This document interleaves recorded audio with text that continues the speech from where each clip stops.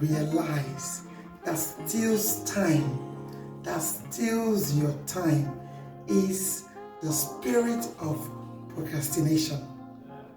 That thing you wanted to do last year that you couldn't do, you said you will start it this year, and eventually you said you were going to start it first of the month, but you couldn't. You said you were going to do it on the second. Then that week passed. You said, oh, let me start it next week. And eventually that week passed again, and you said, let me start it the other week.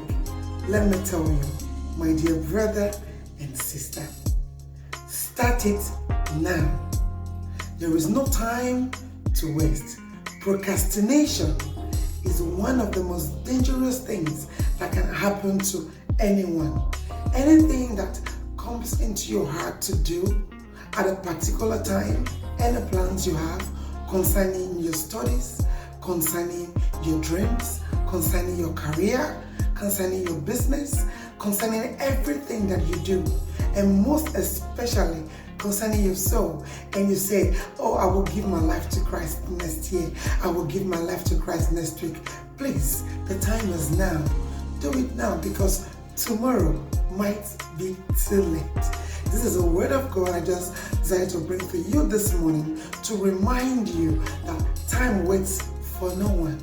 And as you decide today to start up whatsoever you want to start today, to take your books and study for your exams today, and begin to study for that business, and begin to improve in your techniques, and begin to practice that which you need to practice, and you begin to study your Bible, and you begin to have time with God, praying, and you take that bold step and say, Lord Jesus, come into my heart today.